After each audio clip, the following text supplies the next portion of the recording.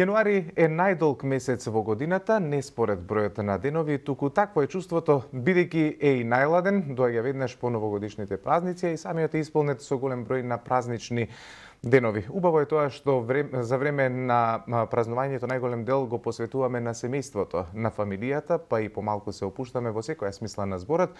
Но сега повторно треба да се вратиме во нормала, како со секојдневните работни обврски, така и со живеењето. Сега стигаат сметките кои треба да се подмират, а од почетокот на годинава со оглед на зголемените трошоци за храна, енергенција, електрична енергија и те како ќе бидат поголеми. Според последниот извештај за труд на Државниот завод за статистика, кој се однесува на 10 месец 2021 година, просечната нето плата исплатена по работник изнесувала 29.145 денари. Додека пак последните пресметки на Сојузот на синдикатите на Македонија за месец декември се дека минималната синдикална кошница овој месец изнесувала 35.042 денари. Со оглед дека правам споредба меѓу просечната исплатена плата и минималната потрошувачка кошница, се добива впечаток дека јануари за поголем дел од нас ќе биде и многу подолг и многу постуден. На оваа тема во продолжение разговараме со Иван Пешевски, подпредседател на Сојузот на синдикати на Македонија за приватен сектор. Иван, добро утро. Добро утро, Александар, и поздрав на гледачите. Бидејќи се уште нема објавено податоци за просечната нето исплатена плата за месец декември, мора вака да ја направам споредбата, но и веројатно нема да има некои нагли промени во однос на ваквиот преглед. Од она што може да се види во оваа споредба, некако како на сите да ни фалат уште 6.000 денари. Како ја пресметувате минималната синдикална кошница? Што се влегува во крајната сума која ја добивате? Така убаво кажано, ќе ни фалат можеби оваа година и повеќе од 6.000 денари, имајќи во предвид куповната моќ која ќе имаат овие 35.000 денари, бидејќи, како што кажавте, се е покачено во смисла на енергенција, електрична енергија, газ, горива и така натаму. Оваа синдикална минимална кошничка за едно 4-члено семејство ја пресметуваме токму на прагот за едно преживување, би кажал сурово, бидејќи овде немаме никаква стапка за некаков стамбен кредит или штедење на едно семејство на годишен одмор, туку едноставно за леп и сол да го издржи месецот. Што се има синдикалната кошничка? За вашите гледачи да им биде појасно, ние ставаме секогаш некаков си просек, внесени се доста производи во смисла што ги објавува и Државниот завод за статистика, меѓутоа имаме ставка на домување, на исхрана и пијалоци, хигиена, превоз, облек, обувки, култура и одржување на здравје. Доколку ја имате во преглед синдикалната кошничка, ќе видите дека тука се ставени некои најминимални износи за едно 4-члено семејство да може да го протера месецот. Да, од друга страна, имаме просечна плата од 29.140 денари, каде што знаеме како се прави просекот во државата, и тука се влезени и приватниот и јавниот сектор, каде што во, да кажам, луѓето од администрација можеби изимаат просечна плата. Меѓутоа, мора да имаме во предвид дека 120.000, скоро 120.000 семејства живеат на минималниот праг, односно се со 15.194 на минимална плата.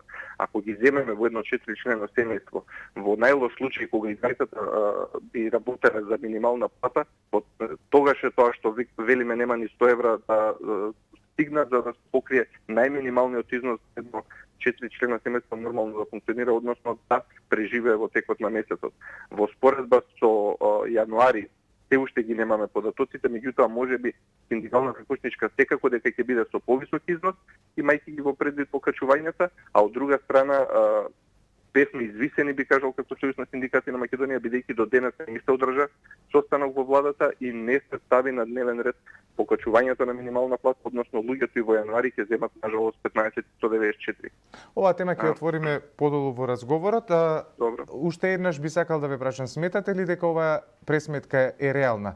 Бидејќи ако се земе предвид дека просечната цена на лебот изнесува 33 денари, зборувам за бел леб, од 450 грама, и ако се земе предвид дека едно 4-члено семејство би консумирало дневно по еден леб, значи 1000 денари месецот ни требаат само по основ на леб, основен продукт, како што вие рековте, пресметувате за леб и сол. Од друга страна, одржување на здравје 742,37 денари. Па реално само една интервенција на стоматолог е 450 денари. Тоеш како би се покрило? Потполно се согласувам. Ние тука, например, во подставките имаме земено некои си најминимални, не зборувам за хронично болни и за такви терапии, туку за, само еден момент се извинувам, најминималните трошоци за, како да кажам, кој лекарства се тука запче за глава или не знам за некоја си настинка, не одиме за, не дај Боже, поголеми трошоци може да се случат, поготово во време на коронавирусот, само едни витамини да се купат се околу 5 до 6 хиляди денари, бидејќи скоро секој ја помина и оваа криза од коронавирусот. Сите знаеме дека тоа е само најминималното нешто што едно 4-члено семејство би требало да го има. Меѓутоа, ако земеме и во другите ставки, ќе видиме дека тие се, ќе кажам, најминимално за преживување. Далеку од тоа дека се реална синдикална кошничка. Ние кој ќе правиме споредба со некое реално семејство што има потреби и колку троши, ќе искочи дека едва и две просечни плати стигнуваат на денешните цени кои што ги имаме во трговијата на мало по маркетите и што мораме да ги имаме во текот на месецот како едно семејство.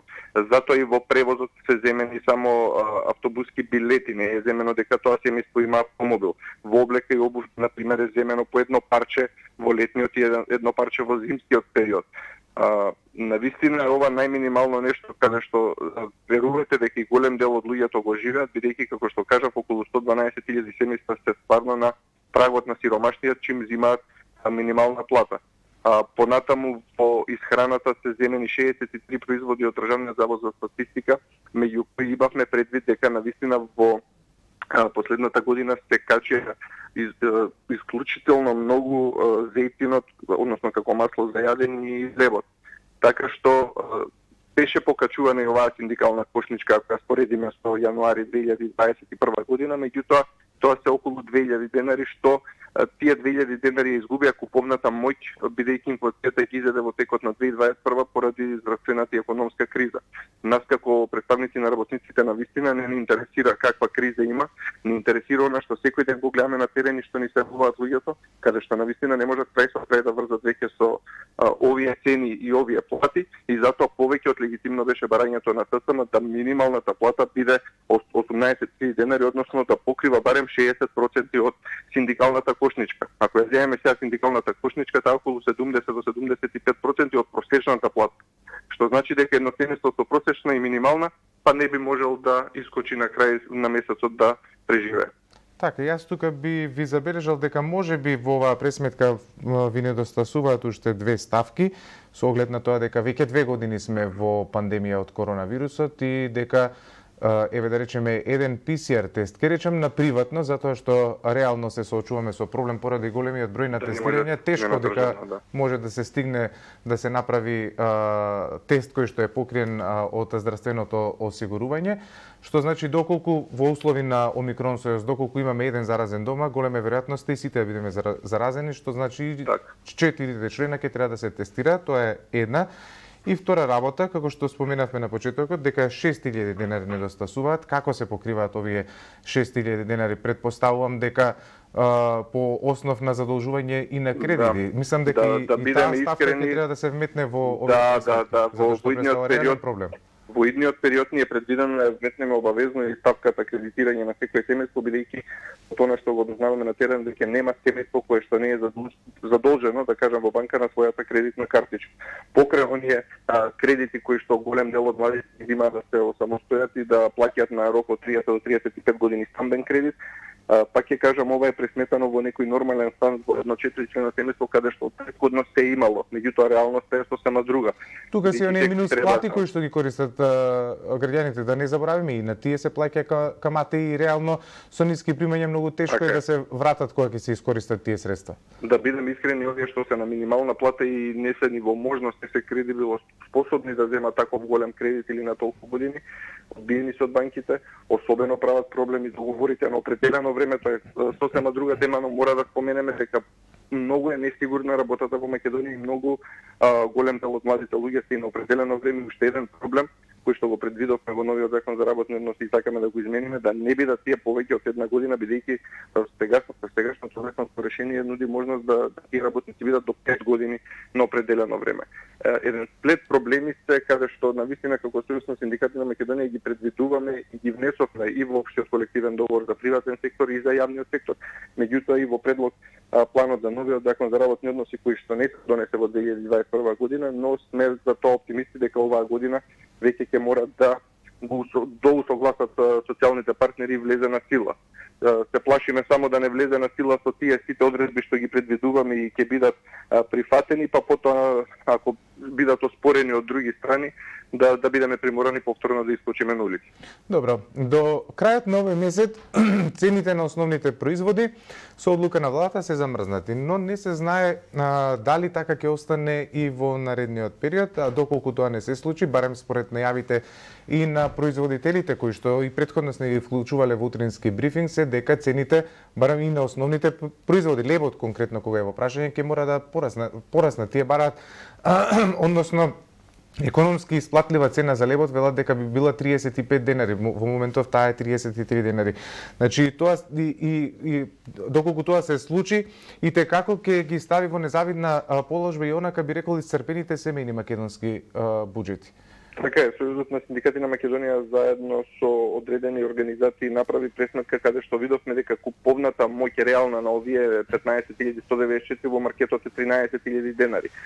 Тоа значи дека ако повторно бидеме, ќе кажам народски, изиграни и од представниците на власт и од представниците на работодавачи и не се донесе во најден можен рок ова законско решение да се покачи платата, а се одмрзнат цените после 31 јануари како што е наговестено, верувајте ќе немаме друго решение освен да искочиме и да ги блокираме институциите на улица со нашето членство, како што тоа го направивме на 12 декември минатата година, бидејќи во февруари кој ќе стасаат првите сметки за струја, вода и она што ќе го видиме како ценовен шок по маркетите, верувајте македонскиот работник нема друг излез освен да искочи на улици да си ги побара своите права, особено делот за плата кој што е навистина мизерен во овој момент и не покрива никакви трошкови за живот. Добро, ајде да ги покриеме и другите предвидени прашања кои што ги имаме за денеска. Најавите беа дека во месец декември минималната плата ќе порасне на 18.000 денари, па тоа се одложи.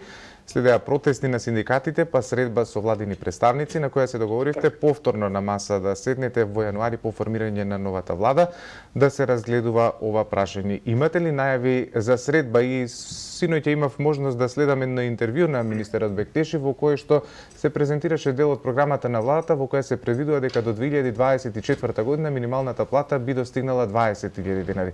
Како гледате вие на сето ова? Видете, такви бројки од сега за во 2024 година навистина ништо не ни значат, бидејќи може и другите цени да пораснат многу повеќе, па да во 2024 година тие 24.000 денари не вредат колку што порано вредели 10.000 денари, имајќи го во предвид фактот дека минималната плата почна со 8.050 денари, па стигна до 15.000 денари, што за некој е успех, меѓутоа од друга страна треба да ги споредиме реалните трошоци на живот за овие 10 години колку се покачени. За ваши информации, за вашите гледачи, денеска требаше да имаме состанок со влада, но до Сојузот на синдикати на Македонија нема потврдно стигнато дека ќе се одржи таа средба која ја договоривме лично ние како представници со владините представници после одржаниот протест на 12 декември 2021 година. Може би денеска нема да биде состанокот, но верувам дека до крајот на следната недела ќе мораме да се состанеме и да ги дадеме последните наши рокови и услови, каде што велиме дека после тоа нема да биде онаков протестен марш на улица, туку планираме да навлеземе во генерален штрајк и да ги блокираме сите градови во државата, доколку навистина немаат слух социјалните партнери, сето она што е во минатото договорено дека треба да се исполни. Најавите на владините представници изминативе неколку денови, колку што можев да ги проследам, беа дека да, ќе се бара решение за минимална плата 18.000 денари, но во догледно време. Како гледате вие на ова? Видете, за нив догледно време е кога ќе искочат сите податоци од статистика, односно колкава била ставката за инфлација, колку се реалните трошоци на живот пораснати, меѓутоа тоа се во текот на јануари месец ние како податок ќе го имаме. Така што не гледаме реално друга дата освен примена на овој закон од месец февруари. Со тоа што и тука многу ќе изгуби македонскиот работник, бидејќи платата од јануари ќе ја земе по старо, а цените веќе во февруари и сметките ќе бидат по ново. Повторно ќе имаме еден вид осиромашување на македонскиот работник и неможност да ги покрие сите реални трошоци во текот на месец февруари. Да не зборуваме доколку тоа се случи во март или во април, каде што веќе првиот квартал ќе помине, па ќе се заокружат трошоците, порастот на цените и сето она што ќе биде реално и ќе мора да го прифатат и останатите социјални партнери во ЕСС и да се покачи платата, но за нас тоа е неприфатливо, бидејќи ништо нема да ни значи минимална плата од 18.000 денари во месец март или во месец април. Затоа нашиот апел и ако се одржи денес или утре тој состанок ќе биде битно донесување на законското решение за 18.000 денари плата и поставување на прашањето и еден апел до Уставниот суд да не ни помислува да го оспорува денот недела како неработен ден, бидејќи голем дел од луѓето што работат во недела веќе трети викенд си добиваат зголемена дневница за работата во недела. Да, имаше денови интервенција на инспекторатот, информациите говореа дека и 4 компании веќе се казнети за работници кои што биле на работното место, а при тоа не требало да бидат таму каде што биле затекнати. Само уште едно прашање. Паралелно со неделен неработен ден, ако добро се сеќавам, преговаравте и за 12-месечно породилно искуство, породилно отсуство. Што се случи така? Видете, тие сите други прашања што беа дел од новиот закон за работни односи, се во моментов на маса, преговорени и прифатени од партнерите, меѓутоа па ќе кажам не е донесен новиот закон за работни односи кој што ги предвидува овие работи. Покрај породилното од 9 на 12 месеци имаме подобрување во смисла договорите на определено време од 5 години на 2 години да бидат, како што бараше Сојузот на синдикати и понатаму, ако добро се сеќавам, и во боледувањето, 100% боледување да се признае за корона болните луѓе во овој период. Ред други прашања кои што беа позитивни за работниците и усогласени од социјалните партнери, но нажалост, пак ќе кажам, не беше во 2021 година донесен новиот закон. Очекуваме во оваа година да се донеси и да влезат во сила сите овие мерки. Само во 2021 година месец декември нели имавме брзи измени на законот за работни односи со извиди дополнување за неделен работен ден и само тоа е во сила како едно позитивно право за работниците и затоа пак ќе кажам мора да се преговари, да се притиска, во ниеден случај да не се оспори пред Уставен суд, бидејќи едно круцијално прашање, едно веќе стекнато право во минатото, повторно вратено од Сојуз на синдикати на Македонија да осетат благодет тие луѓе што работат во недела и покрај тоа што не се со семејствата, барем да имаат зголемена дневница за минимум 50%. Иван, јас ви благодарам за денешното учество во утрински брифинг. Се надевам дека отворивме многу прашања, но и дека дадовме одговори на поголем дел. Така, јас ги охрабрувам вистина сите што ја слушаат емисијата да пријавуваат во Сојуз на синдикати на Македонија било какво прекршување на право од работен однос, каде што директно со Државниот инспекторат за труд ќе притискаме и ќе доставуваме предлози и барања да се проверуваат овие несовесни работодавачи и да навистина имаме еден достоинствен работник кој што знае зашто ќе работи и колку треба да заработи во текот на месец. Ви благодарам уште еднаш.